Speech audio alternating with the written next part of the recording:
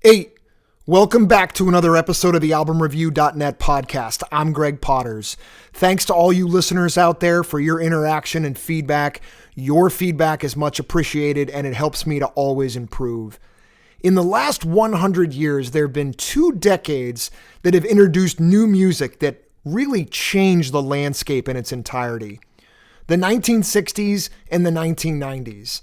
For those of you who don't remember music from the 1990s, that's okay. Stick with me. I'll take you on a ride you will never forget. For today's episode, I'm delighted to have a guest musician with me, Jack Adamant. Jack hails from Italy, but has been living in Sweden for several years now, watching his music career grow even wider. Jack reached out to me a few months back asking for me to listen to his work, and boy did I ever. Jack's music is heavily influenced by artists that happen to be a part of the 90s music revolution. His solo career began in 2012 when he started writing songs that were heavily influenced by American artists such as Jay Mascis and Lou Barlow from Dinosaur Jr., Evan Dando from the Lemonheads, Bob Mould from Husker Du and Sugar, Robert Pollard from Guided by Voices, Daniel Johnston, a solo artist from the 90s who is heavily touted by Kurt Cobain, and other artists within this 90s genre. Jack and I talk about his recent album, Obscure Places and Cupboards, and we also talk about what his life is like being a singer, songwriter, musician. Like many artists I've had on the podcast, Jack shares some common traits: passion, confidence, and conviction. He knows what he likes and he knows what he doesn't like, but he's not about to tell you what to like. And that's why I love talking to Jack. Remember, you can read my reviews and listen to any of my podcast episodes by going to albumreview.net. These episodes can also be heard wherever podcasts are available. Please follow my podcast on your preferred platform so you can get regular updates on new episodes. And also, if you guys would be so kind as to pop a quick review or rate the podcast, that helps move the needle and get the word out there. In addition, you can read over 45 written reviews at albumreview.net and pick up some merchandise from your favorite bands. I've also got the bookstore where you can pick up music autobiographies, in addition to the many books by published authors that I've had here on the show. Go check it out, the bookstore at albumreview.net. So even though most of Jack Adamant's music has been written over this past decade, wait until you hear it. You'll be whisked away back to the 90s revolution. So with that said, please enjoy this interview and album review with singer-songwriter Jack Adamant.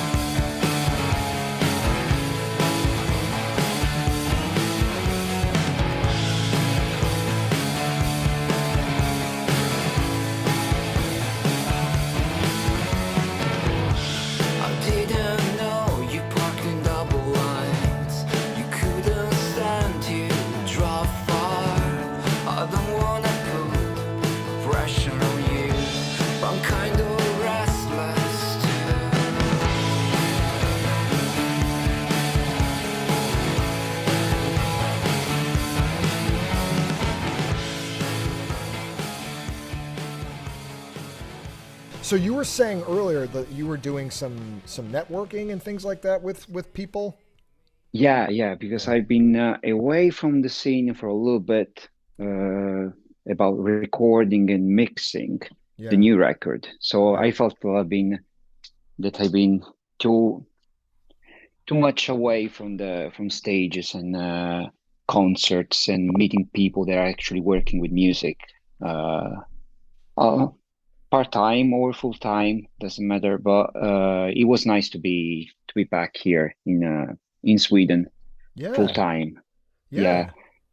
And When did you get back to Sweden? Like recently, or have you been back for a yeah, while? very recently, because in the past 2 years with the pandemic was a little bit hard to, Yeah, to you know, travel. to yeah, to travel, to go to clubs, see concerts, everything. Every time that you're actually buying a ticket, then the week before maybe the concert got canceled, Right. and yeah, it was no fun at all. So it was nice now No. that crazingly, I think I'll start buying a lot of tickets, concert tickets, just to attend as many concerts as I can. Good for And you, man. yeah, Good for you. What yeah. what uh, what kind of concerts did you have you gone and seen lately? I think the last two were two Swedish bands. One was like Washing Machine, I think it's called Oh, cool.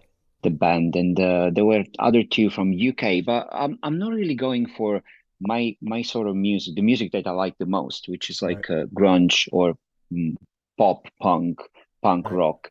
It's like sometimes just some friends they call and tell me, Jared, Jack, we're gonna go to this kind of gig tonight. You wanna fall? You wanna come to? And I say, yeah, I can join you guys, but what's the music? And last time I was like in a jazz club, Mhm. so Oh, nice. no, Oh, love yeah, jazz. so definitely not my cup of tea. But No. yeah, Yeah, you're you know what, I was just thinking about a lot of things this morning, yeah, Jack, and your music is I've got so many thoughts and I'm going to try to keep them collected here, but so I'm really excited. So now I can hear you perfectly. So I've been thinking about this interview now for like the last 2 weeks and I'm just getting excited and just listening to your music too, Jack. cheers, man. Cheers, man. It Yeah, listening to your music, it really brings me back. And I love the fact that I think you're really pioneering a genre that, at least here in the States, kind of went away a little bit. And, when I listen to your music, I feel like a kid again. And by a kid, I mean kind of like a teenager because thanks, man. the way you write, the way that you structure a song, and I want to get into that here in this interview because I'm interested to kind of hear how you put things together and how you work with other musicians or if you're just independent. So I'll get to that and everything. But like just I'll probably say it a million times this morning or this afternoon tonight that every time I listen to your music, it makes me happy, right? So there's nothing wrong with listening to music and feeling sad. Sometimes, that's just what music makes you do. But so I personally like jazz, and in fact, when I got my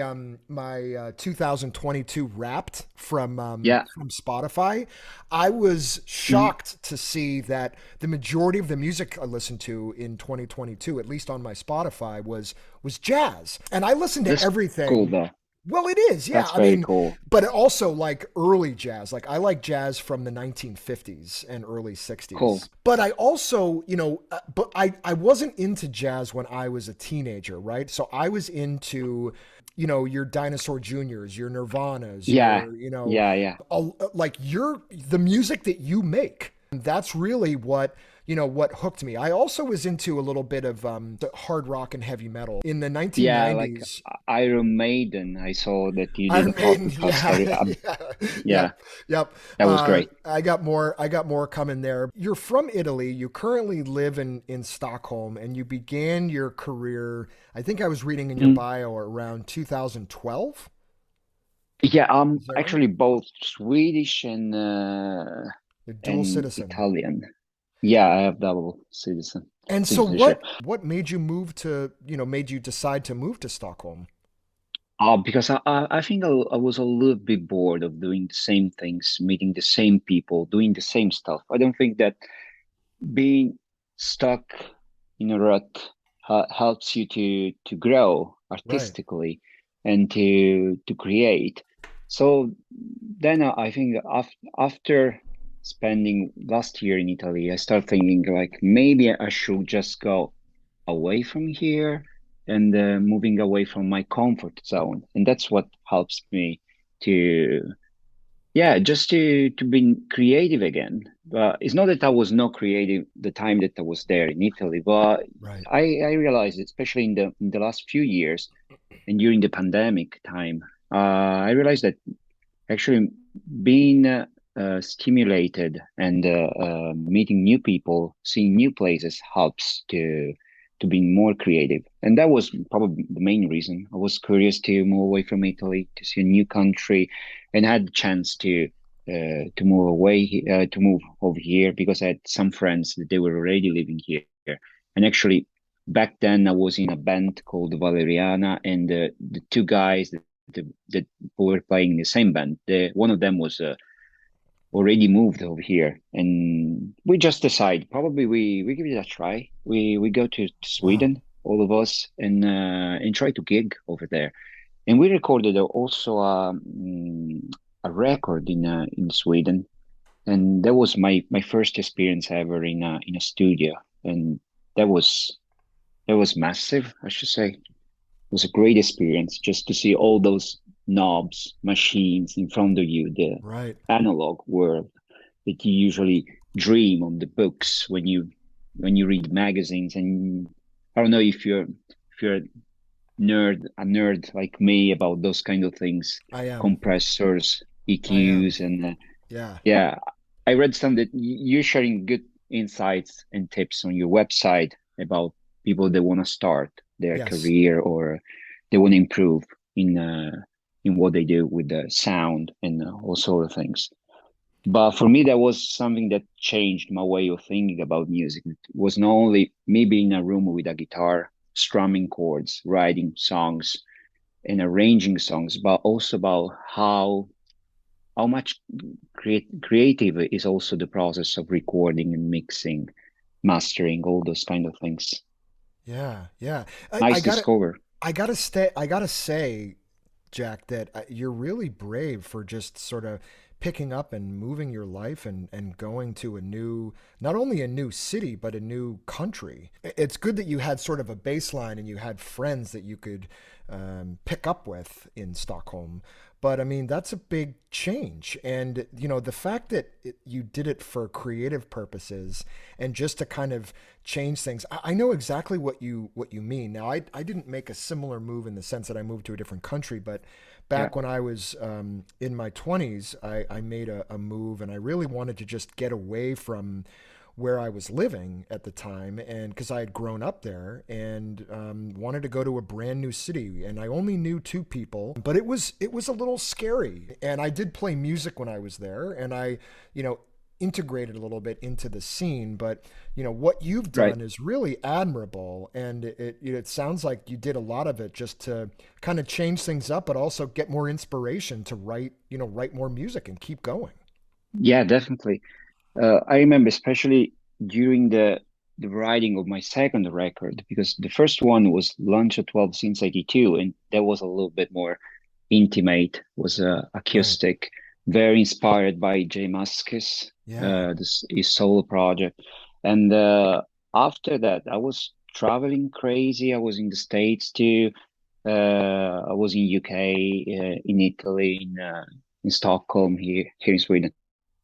And the fact of traveling, the fact I was traveling so much, it really inspired me. And I was trying to get all this inspiration, all these places, so these new people, because you meet you never met before. Maybe you're the only ones, but they still give you something that you can use in your songs. And Yeah. it changed my way of writing. The fact I was traveling and seeing new things, it really inspires you. And something that I know that I have to do it more in the future, and especially now that we can compare how it is to be free of traveling. I think it's easier maybe for us in Europe to travel from a place to place than in the States. I don't know. It is. I Yeah. always had this kind of a view, but yeah, I think just I need to do it more because we can compare now. I mean, the time that we spend during pandemic, I agree. It's been about 12 or 13 years since I've been to Europe. I'm actually going back in February. right? I'm very excited.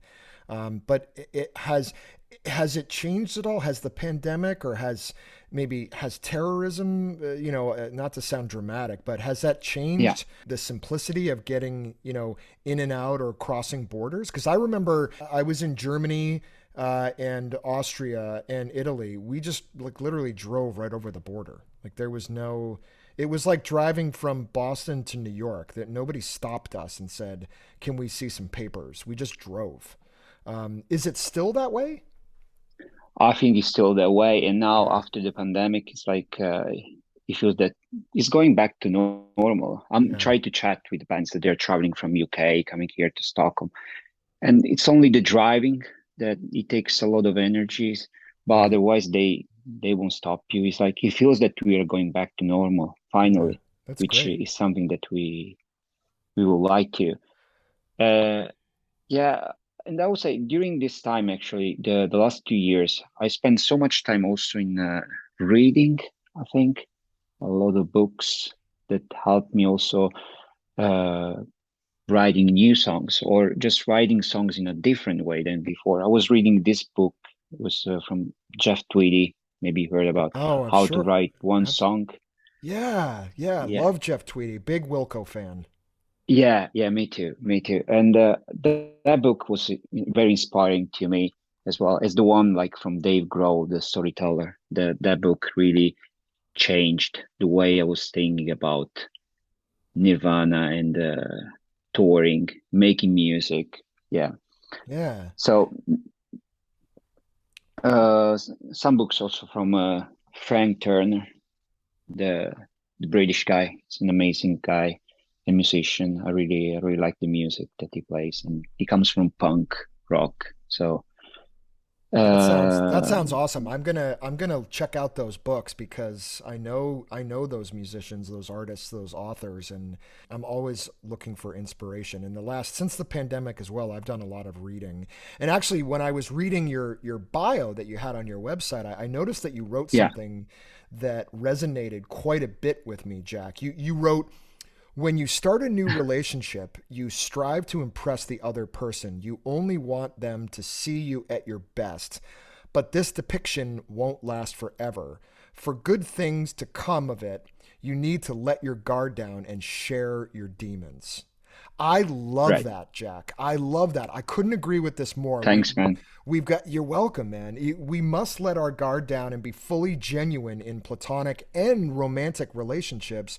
Otherwise, eventually, they're going to collapse. And, we can't truly have a deep friendship or love for someone unless we're authentic. So just Yeah, just reading some of your, not only your lyrics, it's great. Spotify, as you know, gives you an opportunity to kind of read along or sing along. I was actually doing that this morning. Gap in the Sun. So far that's the leader for me in terms of my favorite of your songs, but there's just so many, and I fear that we're not going to get to all of them today, but I wanted to talk about your most recent album that came out in September, Obscure Places and Cupboards. So if it's okay, I wanted to start with the album cover. sure.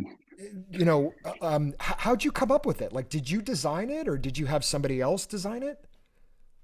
Is the drummer that designed that one? Because The especially drummer. in this on this record, we worked together. Okay. The guy is called Jed. So he's always been helpful with the artwork, with the music videos, and reviewing my tracks once that I had like some drafts or first mixing. But in this particular one, on the last one, it was taking care of the drums, actually coming with good feedback, and for me was great to work with somebody else because then you get the big picture. Yeah. Otherwise, when you are the one writing the songs, recording, and also mixing the songs, I think you lose the perspective. Actually, if something is working the way it should, or that you need to tweak things a little bit more, or you overworked on the songs. That's what happens sometimes, that some part of the song gets too busy because you've been recording too many arrangements, and you don't want to sacrifice any of them. You want to have everything in the recording, but sometimes there is no space. You have to take the big decision, say kill the darlings, Right. and you have to just decide which one worked best and move on. And so having Jed working with me on this new record was really a big thing. And he came up with the idea of the cover because I was explaining to him already from the beginning what kind of direction this kind of record I wanted to have. And I was picturing me recording in different places in different apartments because I've been changing places a lot, and I'm so thankful to. to all the people that they decide to give me a couch or a floor or a bed, Right. Right. anything.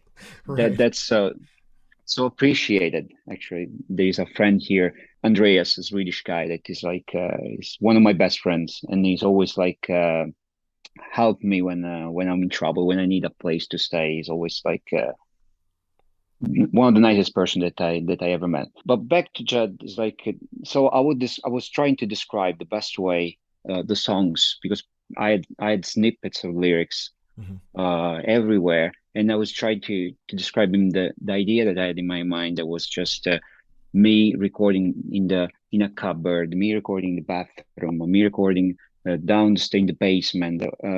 Because during this pandemic, I had so much time, like Right. experimenting with stuff, especially with the recording process, something that I always wanted to do in the past, but finally I got the chance to do it.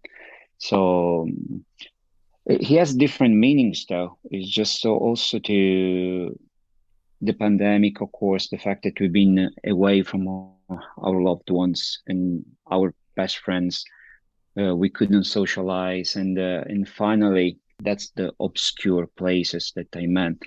Finally, we are back seeing the light, and Yeah. yeah, also when we go through hard times and we see that we just see that everything is not working out around us.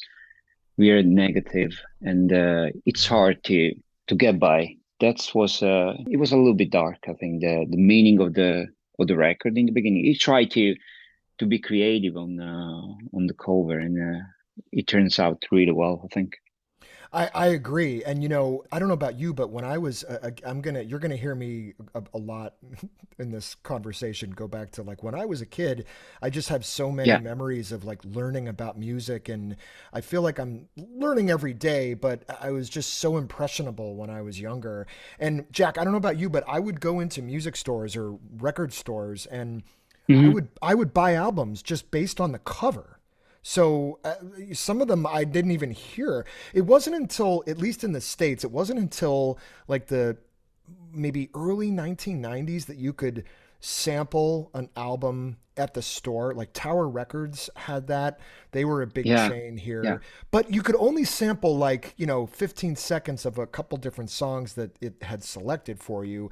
But yeah. That's right. That's right. even before that though, Jack, like I would walk through the aisles and I would just flip through the catalogs and I'd pick out an album, in many cases never even heard of the artist, and just was like, this cover looks really cool. I bet that their music is also really cool. And I have to say, more often than not, there were some times where I was like, oh shoot, this this isn't really any good.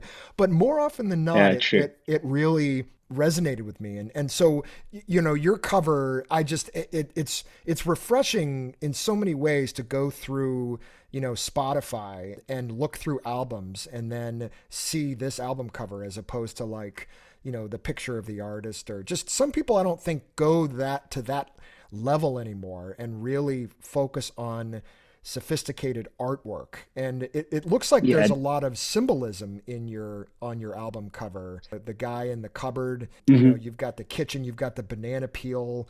I love the microphone that's kind of dangling on the on the right side of the kitchen, wrapped around the hook where the pans are.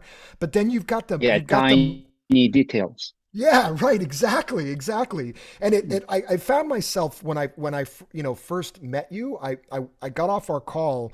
This was like maybe 5 weeks ago, and I just was staring at it, and I was like, man, I want to jump back on the phone with him right now and interview him about this. But I was like, all right, I'll take down some notes and I'll save it for when we talk. But is there symbolism to the like the monkey? Because that brings back. I feel like I've seen so many movies when I was a kid with a monkey that looked just like that. And in many cases, they were kind of like horror movies. But Yeah. but I mean, I didn't know. Is there any symbolism to the monkey? Yeah, it's from Nirvana, from a video, music Yeah. video from Nirvana. I think Kurt Cobain was using that monkey a lot, so it just Oh, comes from there. Yeah, Oh, okay, cool. Oh, nice. Yeah, there's just a lot of great things, and I have so much appreciation for album covers. And I mean, who wouldn't, right? When you're looking at albums, that's the first thing you see. You know, yeah.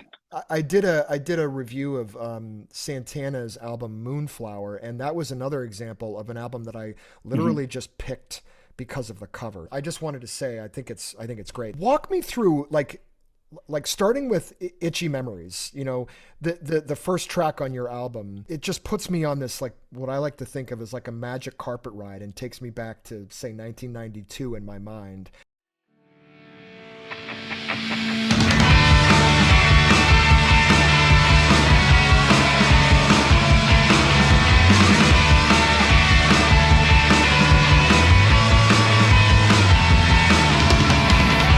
Can't find the words to begin with all the things I hate to say. There's no need to believe that this is the time to live in.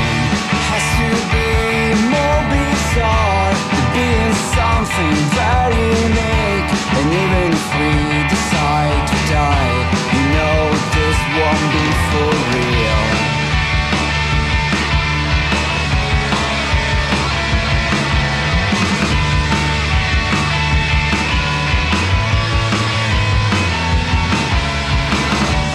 We don't have much around, just an ordinary rain. That everyone who looks alright, we force ourselves to stay apart. I see you started to hit back. Don't lose now, don't give in. With all these things you taught to me, years in a box of memories.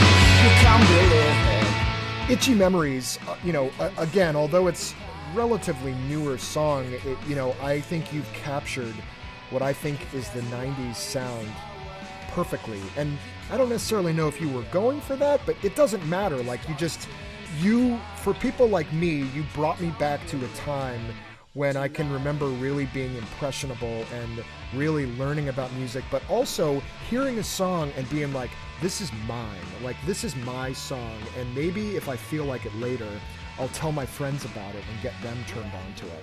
About the cover, it's like I always feel that it's like taking the extra mile.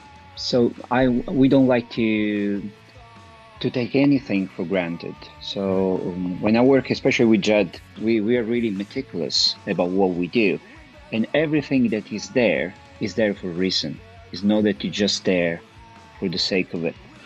And Itchy Memories was really inspired by Pixies, Dinosaur Jr., Seb Adele, for Yep. sure, The Yep. Cure. Since the beginning, I always had an idea of how to start the record and how to finish the record. And Itchy Memories was there all the time. I need to start the record with this one, and I need to finish with the Here and Still. That is the song, which 1 minute song, just starting with the piano and finishing with all the rest of the band. All my dreams behind, although I can hear the sound, it's like a buzz in my mind. You can't believe it. We can deceive the past. Here comes the feeling. If there's a light, it's ours. It can't be real. This God seems to kind. I can't believe But it. yeah, I thought it was a good start just to because the song was complete. Was was the kind of song that represents the sounds, all the power, all the view of the record in a sense, or what I want to express with those songs. And the message was very clear with each memory. So I said I need to start with this one, so that people that pick up my record and listen to the first song, they get like a view of what they are expecting with the rest of the songs. So Right. that was the idea mainly. Yeah. Walk me through, if you don't mind, like, walk me through how you sort of write a song. You know, like, do you have a particular format or structure that you regularly follow? Starting with Itchy Memories, like, Tell me a little bit about sort of how you wrote that song. No, I remember that one because I was in a studio and I was rehearsing, practicing a little bit, and then I was practicing some covers and all of a sudden I started playing with the capo on Okay. the Yep. fretboard Yep. and strumming some chords. Sometimes I don't even know the name of the chord. I just like Right. instead of putting extra fingers on the fret on the board, I'll just like to remove fingers, just to use one maybe, the index finger, and see how it sounds. Or I always been inspired by Lee Ranaldo and the way Sonic Youth used to Yeah. tune their guitars. So I remember once I was at the Lee Ranaldo concert, and I was so curious about all these guitars that he had there. And I was asking him, it's like, why, Lee, you have so many guitars? And he said, yeah, because each guitar has a different tonality. So if you see the back of the guitar, there is like a duct tape with the name of the strings, with the tuning actually. And he asked me to take a picture of the guitar, the back of the guitars, and to try this home. And that was like something that changed totally the way of thinking about Really? playing an instrument. And so, yeah, I got this question a lot. It's like, but do you detune your guitars? What kind of tunes you use? And it really is really different every time. Just I do whatever helps the song Right. to express what I want to express with the song. I don't know what I want to show. So And so you have like a really like a it's just trial and error, like kind of what sounds good, and you're playing around with different sounds. Your background, it doesn't. Do you have like a musical education? Like, did you go to school for music theory or study music in school? yeah, when I was a kid, I had a private teacher. It was and he was teaching me to play how to play guitar, the basic, the ground, and then how to sing. That was and then with the same teacher, we started like playing the same band, and it was just growing. I've been working as a roadie in the past, and Oh wow. but it's like I'm trying new things, but without fiddling too much or without spending too much, wasting too much time there, because I still like the Beatles approach. If a song works, everything should come together Right. easily. Comes together easily. Just the lyrics, the structure of the song, the chords, the melody. That's what I would like to say about You First. That song just was really easy to write and to record. It didn't take me that much. Probably my favorite song on your album, by the way. I was just thinking about that song this morning.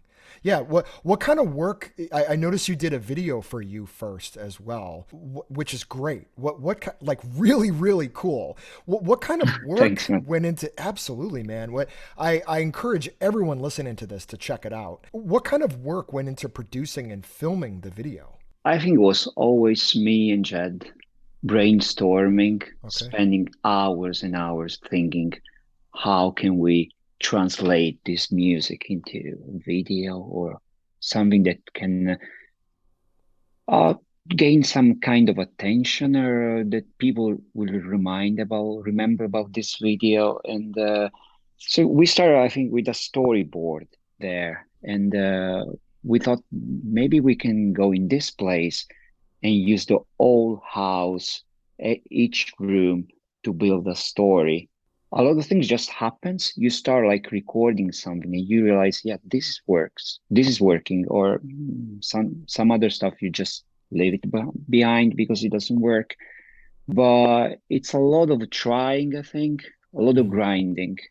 yeah. You start with a storyboard, but then things change. For example, we didn't want to have the monkey there plugging the hair blower. Well, at the end was a good idea, I think, and Yeah. we just kept it. Cool. And me dying in the bathtub. Yeah. Yeah. It's just it That was again you. it Jack, it just it brings me back the creativity.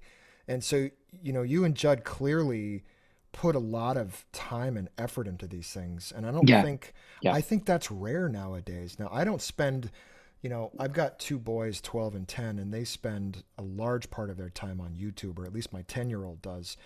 I don't as much, maybe a little bit, but not so much for music. It's there's some other areas. But when I saw your video again, it was like, this is the way it should be.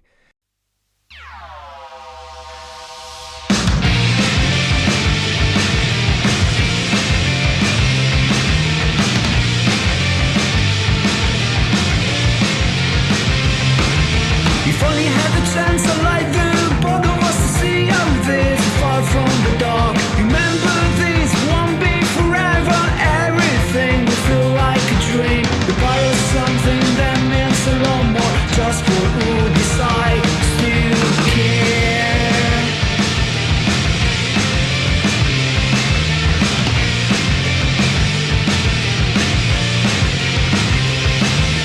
Welcome back, now you can let your eyes rest before seeing the light.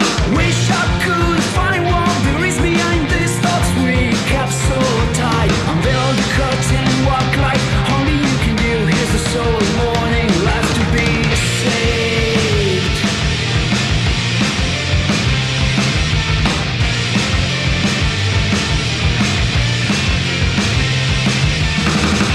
Does it feel better now? You don't need to say anything. Do we live this time? It hurts you no more. Why don't you understand that we are the reason, the very real explanation in the end? Wish I could be there.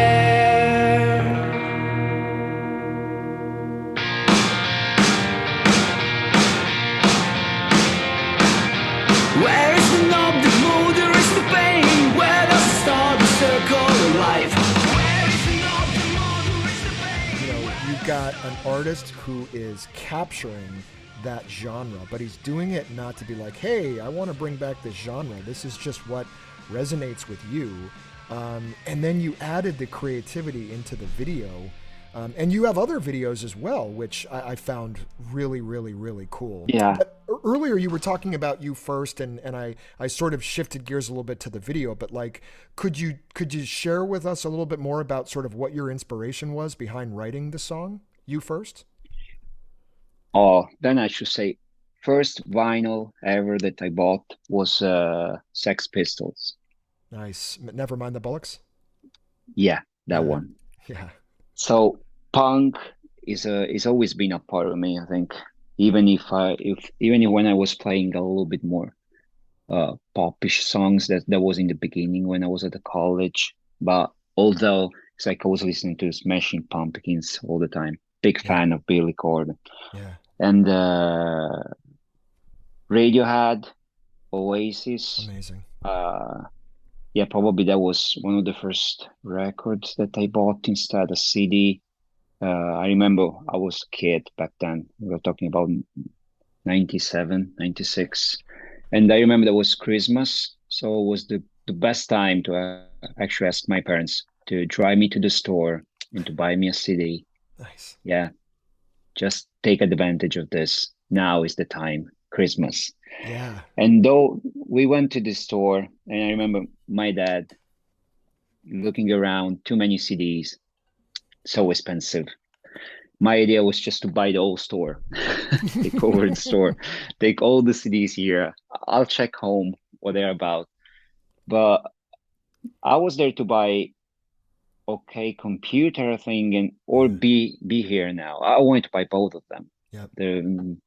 Because they were on the radio and all my friends, they were talking about it. And my dad just told me, you can only choose one. And that was like really tough to pick up one. But I remember that then I was like, I had this other friend of mine, Frank. He was playing guitar and he was talking a lot about Oasis, the Manc band. And then I said, yeah, let me buy this one. At least he will be happy, Frank, and he probably will buy another CD, and then we can swap the CDs or make copies of them. So we have two of them. So I chose to buy Be Here Now. And there was, I remember there was this song on the record, the first one, You Know Me. And I really loved that one. It was the first song of the record, and I was so obsessed with that song that I remember I made a tape. I think it was the 90 minutes tape that I had. I record this song on repeat on all the tapes, so that when I was in Wow. the car with my mom and dad, I could just put the tape in the tape player on the stereo, and I was playing the tape on repeat. And my parents, they were so annoyed. Just, but why only one song? That is very interesting that you did that. You must have really, really liked that song. Yeah, mental. Now wait, remind me again which album was it again? Be Here Now Be Here is Now. Okay. 97. Okay. I think it's the second because they had the first one was definitely maybe, and then they had this other one, and Okay. then a third one. Okay, then they had planned this, but I just remember, What's the Story? Morning Glory was Oh one of yeah. their Yep. best album ever. Yeah. Yeah. Yeah, I would agree. I would agree. So that's interesting. That's really cool. Yeah, I can remember making mixtapes, and that, I had a few friends that perfected that and made it sort of an art form where, they'd be like, "Hey, if you're with a girl, put this in. Hey, if you're with your buddies, and you're having a party, or if you're just with your buddies and you're, Yeah. watching Right. football or soccer or baseball, listen to this. Or hey, if you're having a party and it's men and women, put this in." And he was a master at that. I don't think I ever made a tape of just one song. That's pretty cool, man. I like it. I like it. Oh, That's really cool. I So I, appreciate it. yeah, yeah. I mean, just I'm learning so much just by talking to you, and God, you're sort of your level of creativity, your passion. I think I there's a quote that I heard many many years ago, and I add it a lot of times to my newsletter. Passion whittles the world down to a small, manageable size. I just Oh, feel that's more at nice. home. Yeah, yeah. I just feel more Yeah. at home and more safe. I mean, I don't know if that's the right word, but I just feel more Hmm. comfortable around people who are Yeah. passionate. And it doesn't matter what they're passionate about. I mean, it helps that it's music. I'm Greg Potters with albumreview.net. Are you looking to start your own podcast? I can save you a ton of time and money by helping you launch, publish, and grow your podcast. So, this includes things like finding the equipment, the software, and tips and tricks that are going to be right for you and your budget. Also, if you're looking for things like editors, designers, or you just want to find out what the best platform to use is, that's what I do. So you can find me at albumreview.net or message me directly at gpotters@albumreview.net. Church now. It dropped me off where I can see the dogs, the clocks and the library birds. Turned on the radio, I wanna hear how the people live. The skies are opening over the pier, the sun is burning.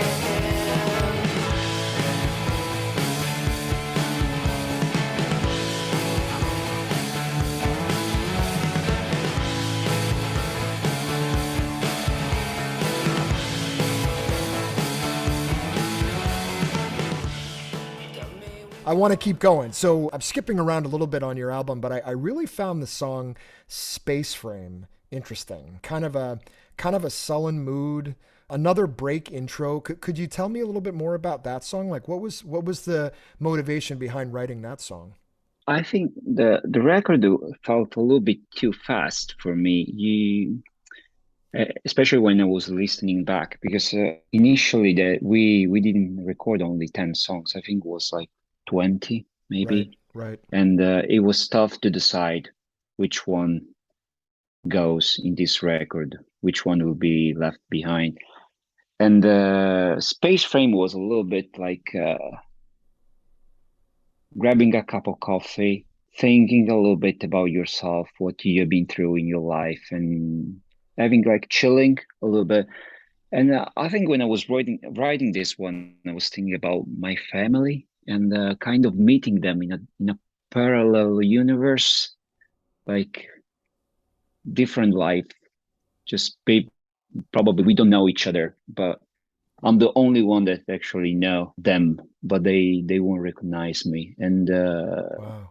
just looking at them from a different perspective is like because they did a lot to me, my family, and although in the beginning when I was starting being a little bit too much obsessed with music, they were always there saying probably you should chill a little bit. This music is a passion, you can do it on the side, but try to focus on something more important. So it's not that they didn't want to support me on about doing this, but it just they felt that wasting too much time on this will ever probably, I don't want to say ruined my life, but taking away the focus from me, from instead focusing on something that was more valuable in life. I don't know. It's always tough just to go and have this kind of a conversation with your parents and try to make them understand that it's something that probably you are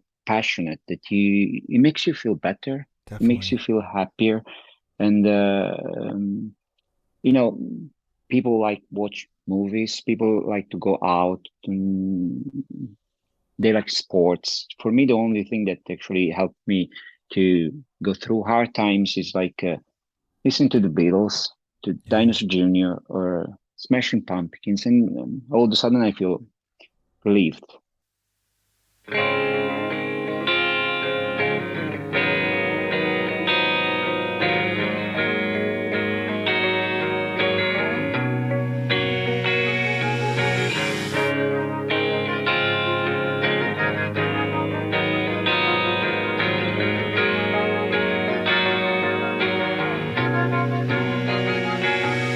I talked to you once without saying a word. I talked to you twice, but still with many whys. My way is no belief, my belief is not a swear. Out of my town I feel home, like to pay my way in pain.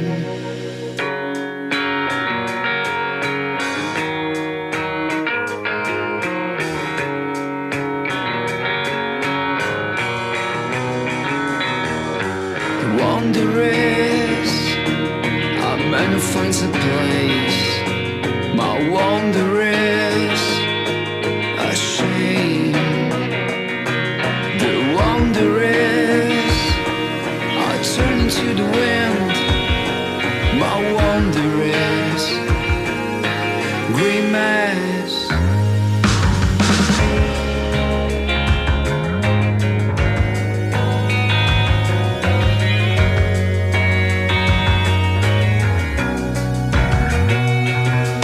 I said that face, the face that I know. Right here is even more dark, more than I ever thought. Creating music, making music is something that I can't live without it. So I have to do it. But Space Frame was very. I was thinking maybe the sound about Ride, the band, British band. I want to have some spacey sound, so that gives you the feeling that you're actually traveling somewhere else. And in writing the lyrics, I was thinking about my family. So that was about space. That's about Space Frame.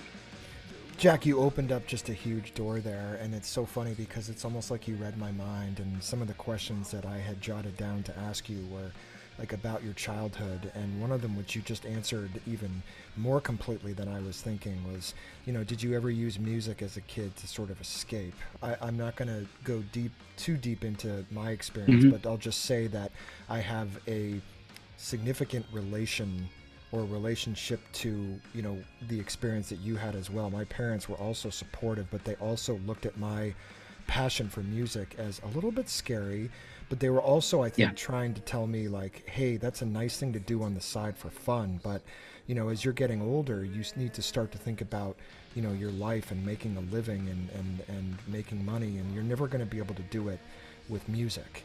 And right. so correct me if I'm wrong, but it sounds like I can picture you as a teenager going to your room maybe on days where you weren't mad at your parents per se, but you were like, God, I wish they would just understand how deep this passion is. And you're a little upset and you go into your room, you close the door and you turn on the music and maybe you blast it really loud, or maybe you just Yeah, sink into that world for 5 or 10 minutes where you put headphones on and just listen. And then all of a sudden you feel better and you feel supported and you feel like your friends are there. And, is that kind of an accurate description as to some of your experiences as a kid? definitely, Yeah. definitely. For me, it was a kind of a secret, especially the fact that I was writing lyrics because I started being as a lyricist. So I was writing lots of lyrics, poetry, all those kind of things, and I was not really sure to reveal what I was doing to Right. anybody else. So it took me some time actually to when I start like playing those. You always start in a cover band, Right. and yeah, I Exactly. remember that just took me a lot of efforts to say, guys, I actually have some songs. You can check them out, but probably this is what I want to do. So Were they open to that? Like, was your band, my band was like, oh, you write? Oh, okay. So we can play more than just like Dinosaur Jr. and Nirvana and Guns N' Roses and Alice in Chains. Like, you actually have stuff, Greg? And I was like, yeah, I've been doing it for like 5 years. And they're like, what? So did you approach your band at yeah, the time and say like, hey guys, like I still want to do cover songs, but how about maybe playing some of these? some of them they were just scared. I think they Yeah. used to say, "You're no Gilmour, you're no Pink Floyd, so you can write songs." Yeah, but you don't have to be Gilmour to write songs. What the Right. hell? Right. It's just you can write anything, or it shouldn't be like that good. It can be like decent. Yeah. Yeah. Can be four chords, two, one. Yeah. Allow me one Anything. chord song. Anything, right? I mean, I think, when you're playing live, I think it's easy to spot another musician or another creative person because they'll come up to you and go, "Hey, that was really good. You really play that, I'm making it up. You really play that Nirvana song really well."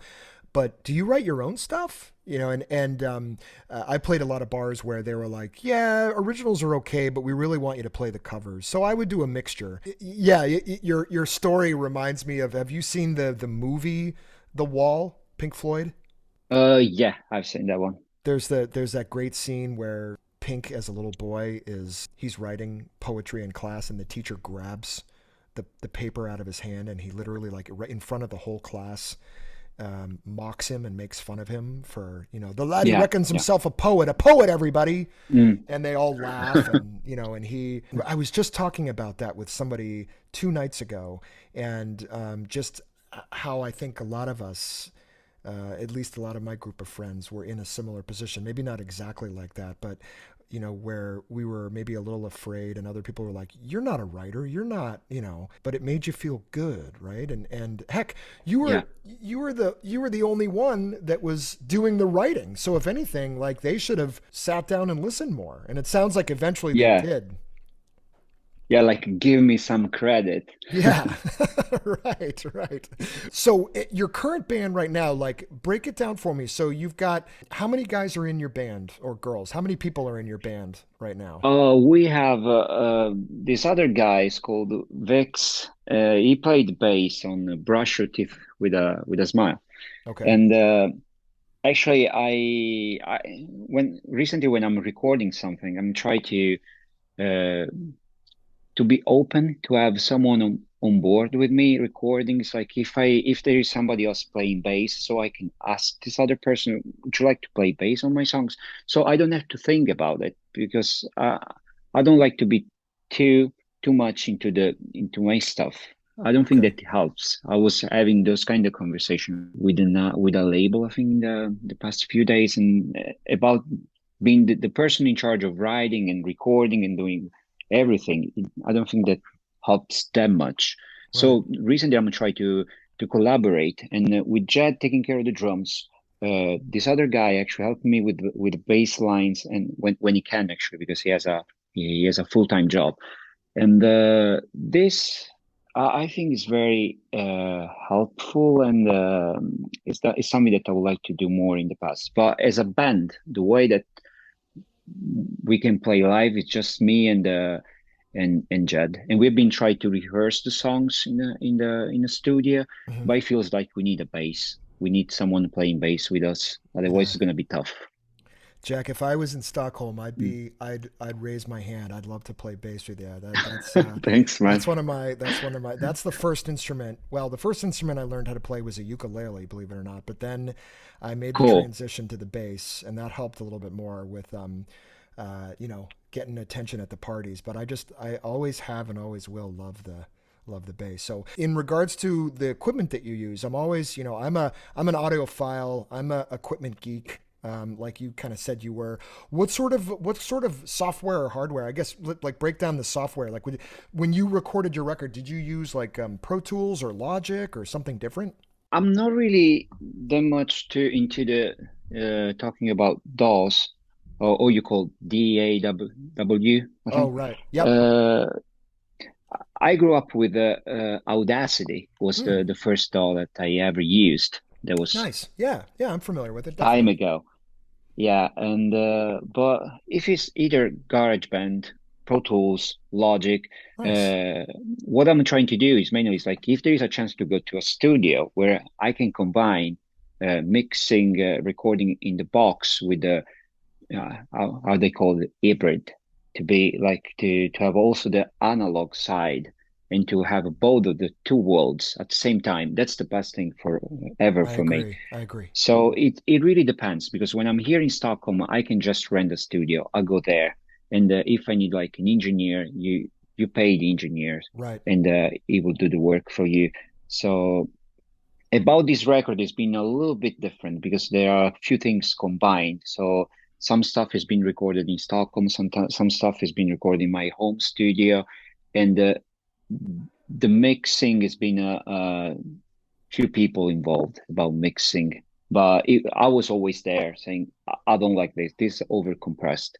The Hmm. guitars are not loud enough. I would like to Yeah. have more Right. guitars, Right. spreading the sound a bit more on the sides, because I don't like that when everything is rammed in the Right. middle. I Right. like to have the in the middle bass, kick, uh, vocals, and the snare, which those are the priority for me. Yeah. And a good uh, sound of the drums is crucial. So if in a record you have a drums that is not powerful, it's not punchy enough, so I think it will turn off the listeners. I think Yeah. You need that that's snare drum yeah, snap. yeah. Like that's the most. I always say I always say I want to have the snare as loud as the vocals. I love it. That's great, man. That's great. Yeah, and you're absolutely right. Like, you're bringing me back to getting turned on to new music when I was a kid, and I would put them on in my headphones, and sometimes maybe the guitar would start off and it was like, "Oh, this is kind of interesting. I'll keep listening." But then you'd hear the boom, crack, boom, crack, and it Yeah, just yeah, that gets you going. That vibrates your body, and then the guitar gets maybe a little bit more aggressive or goes in another direction, and then the lyrics, the vocals kick in. I couldn't agree with you anymore. It's so important to have, at least if anything, a good sounding snare drum. The other drums are important too, but I'm sure there are audiophiles that are even more sophisticated than I am that would say there's way more, Greg. But when you're yeah. breaking it down to simple things, you got to have that snare snap, because you're right, people kind of lose interest, and they don't really know that they're losing interest. It's scientific in many ways. It's chemistry. People don't know why they like something. They just like something, right? Like they can't Yeah, but about explain. drums, I would say it's always preferable to have the drums recorded in a studio, because especially when you're programming drums, I'm Right. getting better in programming drums, but then Yeah. I always have complaints from Jed. He says like, but cymbals, they sound too digital. Right. Right. And then I know that's like, I okay, know but what he then let's means. do it yeah, let's do Yeah. it in a studio, because if you're gonna have the cymbals annoying you, uh, and trying to dumping the sound, then it's not worth it. It's just a waste of time. But the guitars, I feel that I have a Scarlett, for example, the bundle. The guitars, I feel that I can record home, or just I have few amplifiers, and I try to experiment a little bit. Some guitars maybe I will record on a real amplifier sometimes, and the other guitars I will try to use some plugins. It works too. Just Sure. if it sounds good for me, it sounds Right. good. But I try to have like a view of the whole song, how the song should. Starting from there, I was Okay. building up the song and creating like the idea that I had in my mind. But I'll try to keep it simple though. I don't Yeah. like when you are stacking up too many plugins on a Right. channel, or you start using stuff just for the sake of it, just because Right. you want to have more Right. EQs. You want to try different compressors. You want to have, I don't know, delays, courses, echoes, or any sort of effects, but too many. I don't like it, because it's like you still want to give the feeling that it's an actual band playing. Yeah. And if it's a band playing, you have to be reasonable. You have to think you have two guitarists. Okay, so let's think a guitarist will have a guitar and some effects, and the Right. same for the other one. A bass player will have like a bass and maybe a distortion. And if you think in this way, picturing like a band actually playing in front of you, it will make it much easier to create a song and to record and mix the song. I agree. And that's really the genesis of, organic, Yeah, straight kind of alternative rock and roll that you play, right? And that was what I think turned a lot of people on when that genre really started to take form. And I mean, it had been around before, but when it sort of hit the masses in the 1990s, it was more simple, but in many ways better. It was less produced. You're absolutely yeah, right, Jack. Like less compression, less produced, more raw, more organic. But I always say in like almost every interview that I do, it's like if you can't break the song down to just a bunch of people playing on their acoustic guitars and then translate that to what it would sound like in electric, then what is it really? I mean, there's cool stuff you can experiment with in the studio and put it out and go, hey, look what I did. This is my art form. And I don't want to disrespect that, but you could pretty much take any song that you wrote, I'm guessing, and record it in the studio and play it just as well live, and it would sound very similar. But you could also break it down and pull some right. of the electronic pieces out of it if they even exist. And you've got the core there. You've got the core of the song, which is also another reason why not only do I Absolutely. like the genre so much, but I like, it's what I obviously like about your music is I can hear you're not trying to fool people with like a voice box or Yeah, I hate to admit it, Jack, but I it bugs me so every time I go out anywhere now. Like I hear music with these voice boxes, and it's like, why are these people hiding their voice? And the only thing I can think of is that their voice just isn't really that good, so they want to fix it with what do they call yeah. it? Like a voice box or whatever the other term is for it. Anyway, just a But lot of also with the auto tune, or putting a lot of auto tune. effects on the That's it. voice. Auto tune. That's what I was Yeah, thinking of. Yeah, yeah, yeah, yeah. It's another song that I thought kind of continued the trend of the feeling of the album was that stuck out to me was Faithless Universe. It really kind of continues my feelings of wow, I'm back in 1992.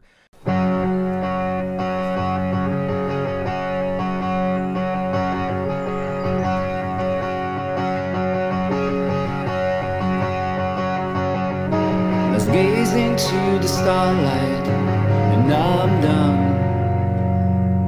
One of these nights, I'd rather go blind.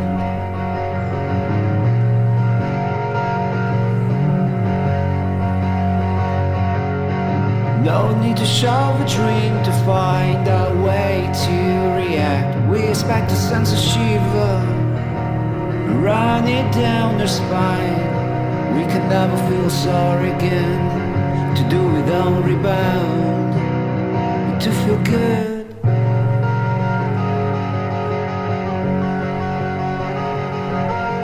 Time to share sad sides to repair the scares. Now out their stereo just to play again.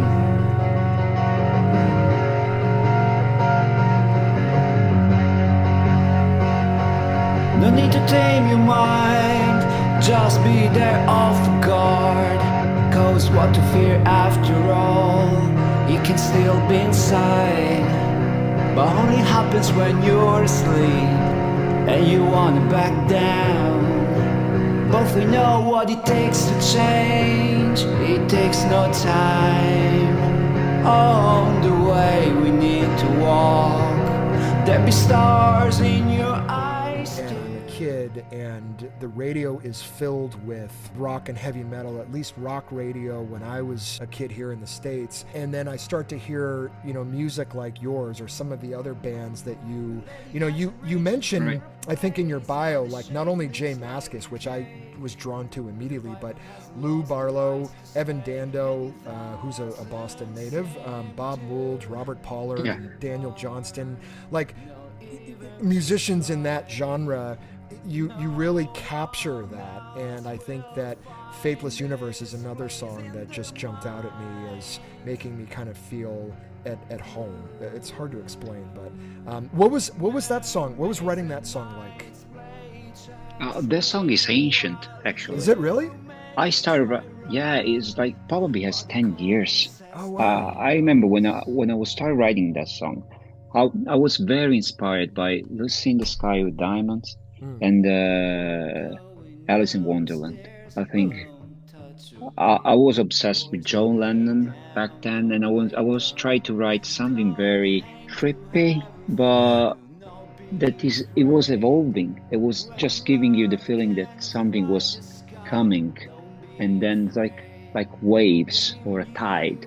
But the song, I could never find the best fit for the song. It's like about arrangement and structure. So every time that I was working on Faithless Universe, I was not really convinced 100%. So I was Really? dropping the song Huh. and then coming back, and till the point where I thought, no, this song just it doesn't work. So I just leave it there for a year or two and see when the time will come for the song.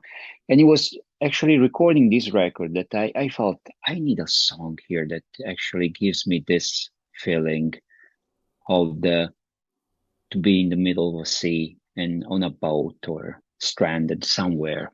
Yeah. And then it's just I thought maybe I can try to fit this song, Faithless Universe, in this one.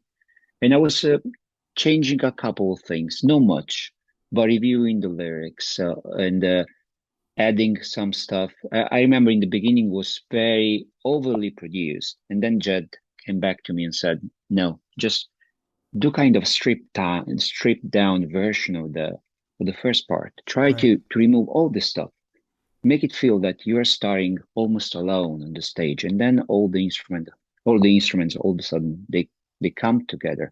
And that was the long story short of a Faithless Universe. That's a great story, man. And you continue to mention Judd, and like I feel like I got to meet this guy sometime. Like he sounds like such a creative person. Yeah, he and, is. And He is. like he's in many ways like you guys share so many similarities and you think alike, but it sounds like you also challenge each other and you respect each other's opinions so much. Yeah, a lot. And that's so important to have, Jack, like a working relationship like that where you have that trust and you have somebody that can be like, no. So when he told you, just put it down, just put it down for a little while, come back to it. Yeah. It shows that you don't force things, that you're patient. And I think that that's important, that there are a lot of musicians that just force a song and you can kind of tell, they have 5 or 6 really, really good songs and they have a bunch that are like, and you think later like, oh, maybe they felt some pressure to put, this number of songs out but just the fact that you have that patience, I think is impressive. And that's what a lot of, musicians, I think that care about their music do. They're not just pushing stuff out to push it out, right? So that leads me to kind of some Right. of my additional questions that I wanted to ask you, because I'm always curious to get musicians especially musicians with your talent, man, like what is your impression of the music industry today? Like compared to kind of when you were growing up, do you feel like it's vastly different from when you grew up? I love it. I Do don't you? complain at all. It just it, you have all those platforms where it's easy to listen to new bands because as a musician, I like to discover new kind of music, new creative artists, and there are a lot of them out there. And the fact Right. that you can just have Spotify or YouTube or using social medias, it's a good way, very easy way to discover new music. And think when we were in the past, I think about us in the 90s going to a CD store. So it was limited the amount of music that you could find there. Sure. Just Yeah. the underground music was you really had to look for it. Instead, now it feels like you can discover great underground bands on on YouTube, on Spotify, Right. and in the new technology. I remember when I was struggling recording my first songs when I was 12, 13, with my tape recorder. Right. It was just a mess. It was more at the end you ended up with this massive background noise more than that you could barely hear your song because I was overdubbing with the Right. two tape Right. recorders. Right. Right. Right. Yeah. And now you have like GarageBand, Pro Yep. Tools, all those DAWs, and also the device, the audio devices, they're getting cheaper and cheaper. So everybody Yeah. can have their own like home studio and start recording home, and the quality is way better, maybe better than the first uh, "Please Please Me" from Beatles. You know what I mean? Just It it's a is. perfect way for creating music, I think, because you can make the music you like in a way you like, and spread the music on all those platforms, so you can have actually your music released without like being on MTV. Right, right. Yeah, that's a good point, and you're absolutely right. I mean, the technology is so much better, and there's just a better outlet for quality. I guess this will be a debate I think that I like to have with people, or maybe just more call it a conversation, because I think it's somewhat of a double-edged sword. Now, maybe I constantly ask this question, but many times I answer it myself. Like maybe the goal isn't to get rich and famous. That was possibly part of my flaw, if you want to call it that, as a kid, that I was like, well, I love music, but it would also be great to, to play Madison Square Garden or Wembley Stadium one day. I think that although it's easier to get stuff out there and it's easier to discover things, Yeah, it's the one thing that I like to add into the conversation is I think that sometimes I feel like it dilutes it a little bit, and that might be a little unfair to say, Jack, because yeah, you and I maybe would have never, well, I shouldn't say maybe, we would have never probably met unless we bumped into each other in person on the street somewhere, either in Italy right. or Stockholm or the States or wherever. And in this case, I've been able to talk to amazing musicians all around the world because of the technology. I guess I make this comment a lot that when I go out there to look for new music, I get kind of lost. And, there are tools like Spotify that have these algorithms that are like, all right, this person likes this kind of, genre. So we're going to, recommend these certain things. Right. But I guess, True. I guess, I wonder if it's just harder to get more of a larger following today as a musician because of all the volume of music that's available at your fingertips. And I feel like there's something about the underground musician or band that you just mentioned that's a little lost. Like when you discover it, or when you discovered it as a kid, it was yours and nobody knew about it, right? Now, again, going back to double-edged sword, Hmm. that's great for you, maybe not so much for the musician. The musician's like, well, I'd love a bigger following than just Greg and Jack, but I'm grateful that Greg and Jack like it. So Yeah, I think there's pros and cons to it, but I guess I ask the question to a lot of musicians today: how does one make a living? And I think without saying it directly, a lot of people say, Greg, I'm not looking to be a millionaire. I'm not in it for that. I do this because I love it, and I've been yeah, able to organically get people to like and share my music by the utilization of today's technology. So I wanted to get your perspective because you're really active in it, and releasing music that I think, if you don't already, you're in the process of gaining even more fans that really like that genre and really feel at home when they hear your music. And as much as you're writing a lot of things that sound like a lot of music from yesterday, I think you're groundbreaking, because I think you're bringing back a lot of genres and mixing them together that came and sort of went. And for me, you're bringing back the stuff that I love, and you're making it present, you're making it futuristic, and you're making it relevant again. And so I look at you, this might sound a little, there's a word I like to use sometimes called cheesy, but it's true. Like you're kind of a pioneer, Jack, in many ways. I think it's clear to me that you're not out there to be a pioneer. You're just doing what you love. Yeah, and it comes very natural to me. That's what probably I'll like to say to any artist that or Right.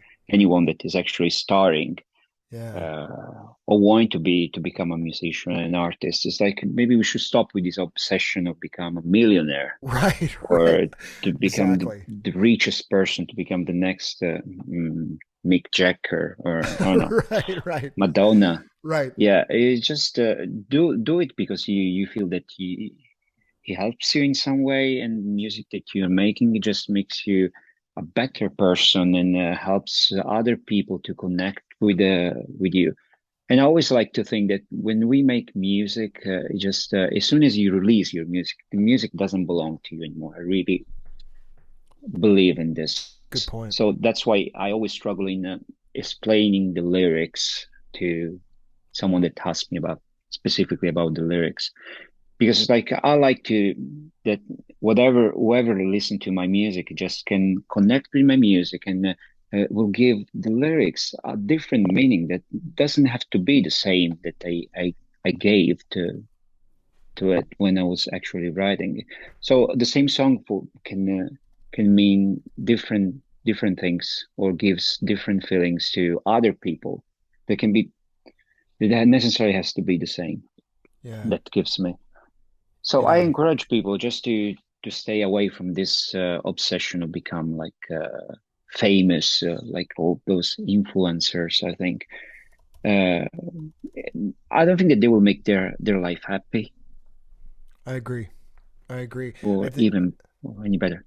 I tend to reflect maybe a little bit too much on the past, and but again, that's for better or for worse. I think that's part of why I like your music so much, is because it reminds me of times when I was younger and maybe a little bit more impressionable. And life today is filled with so many responsibilities that Yeah, I it's true. really have to make an effort to, quietly go somewhere else and just shut off, put my phone down, close my screens, Right.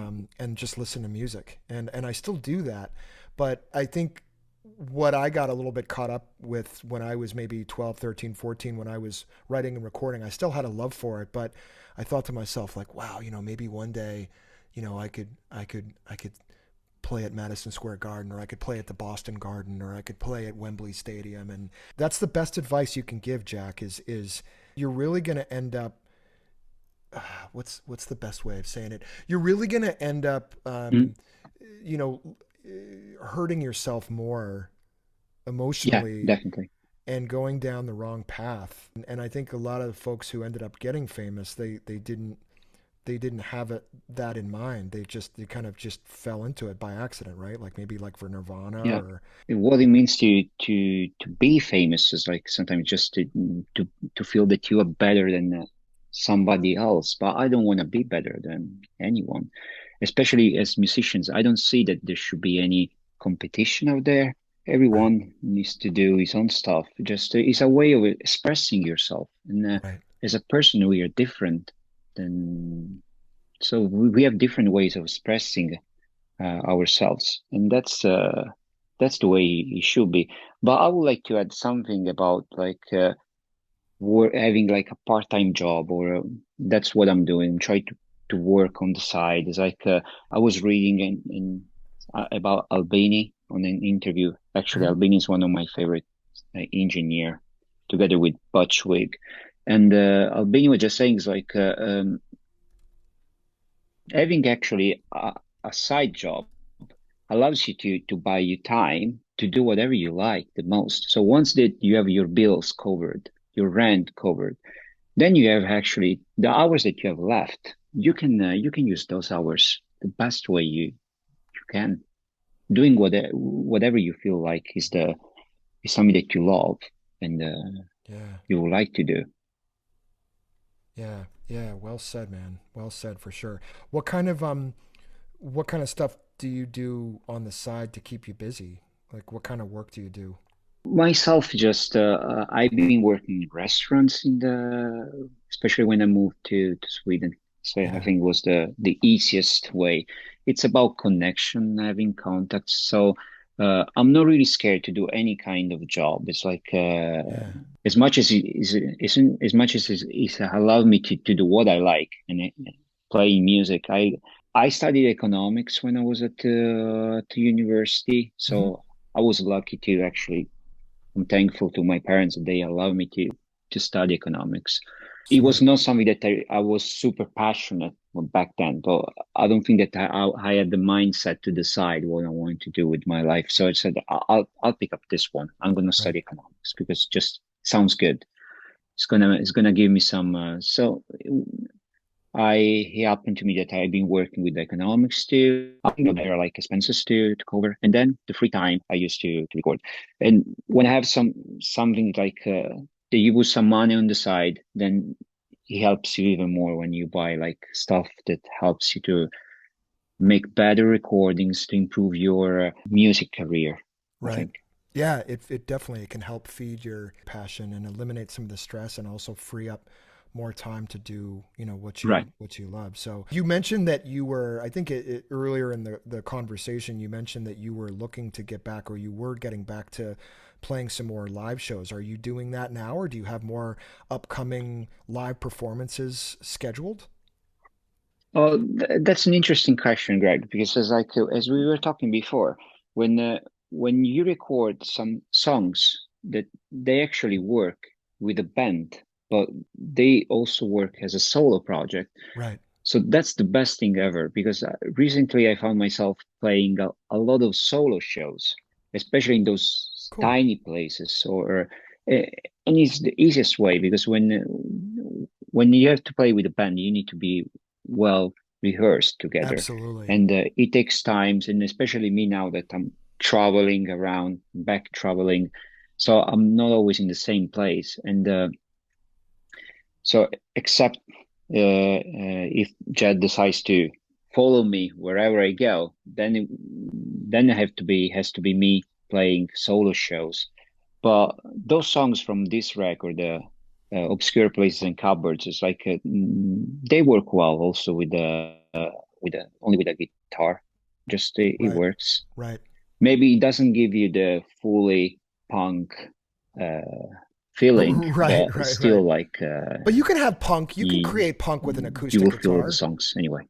right? I mean, you can. You're absolutely right. But I think you can also create somewhat of that feeling with just with an acoustic guitar. When you break it down to that, I think there's so many bands that did those unplugged albums that I just love because Yeah, they took very loud electric songs and broke them down to their core, right? So that's why I feel like it doesn't surprise me that you're saying that you're playing a lot of, or you have been, or will be playing a lot of like solo shows because I think a lot of your songs can break down, and I think they can also sound really good, even if you put a little bit of a twist on them. Maybe they don't have that distortion pedal on there, but Jack, most of your songs that I've listened to, I think they could fit very well into an acoustic environment because of your passion and the melodies that you have, right? So but I'll it's try to combine the two things. I'll try to run solo shows and also to have like shows with a full band. yeah, That's the in the future. That's what's gonna happen, I think. Yeah, cool. Well, you'll definitely have to, keep me posted. And Jack, as I'm getting kind of ready to wrap up here, I've got a couple other things I wanted to say, but I guess before that, is there anything else that I've missed or that you wanted to add? I should say that because I've been gigging in Italy and in Sweden, and I always like try to force myself when I go to any kind of concert or to any club. Just don't try not to be myself in a corner sipping a beer and looking around, but I'm forcing literally myself to meet at least one person when I go out. I think this is that's awesome, the new Jack Adamant, and I have lots of stories to tell. Thanks again, Jack. It was great to talk with you. Have a good evening and a great rest of your weekend, and good luck with everything. And I'll send you some dates we can do where you've been. I can't wait for that. Thanks, man. All right, take care. Okay, and, you too. Have a nice evening. All right, you too. Take care, Jack. Bye-bye. I didn't know you parked in double lines. You couldn't stand to drive far. I don't wanna put pressure on you, but I'm kind of restless too.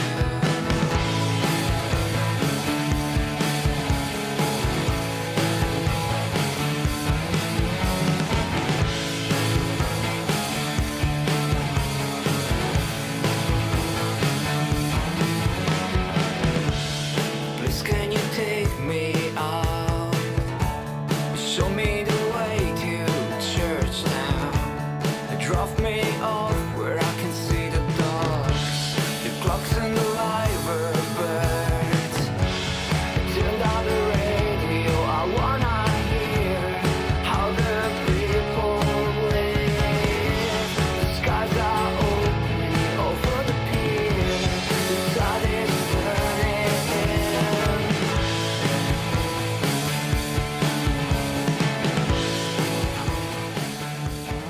Thanks again for listening to my interview with Jack Adamant and the review of Jack's most recent album, Obscure Places and Cupboards.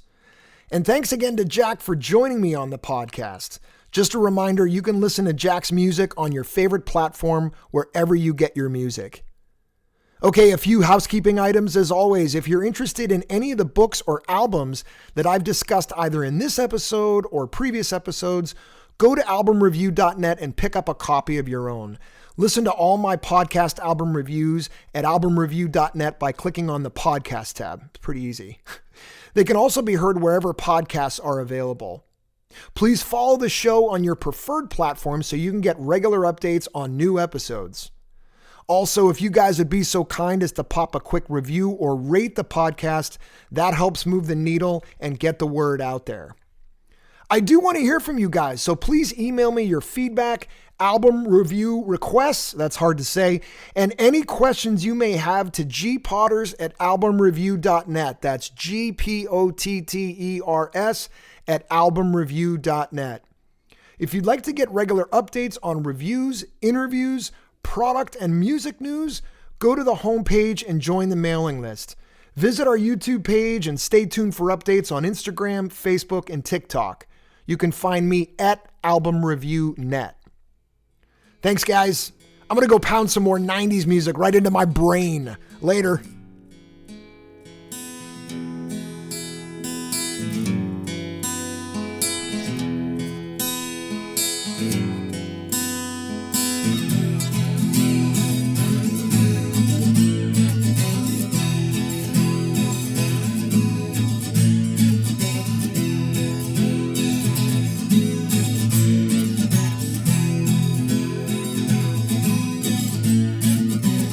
Take a trip down by the highway. Take a trip down by the highway. Take a trip down by the highway. Take a trip down by the highway. Take a trip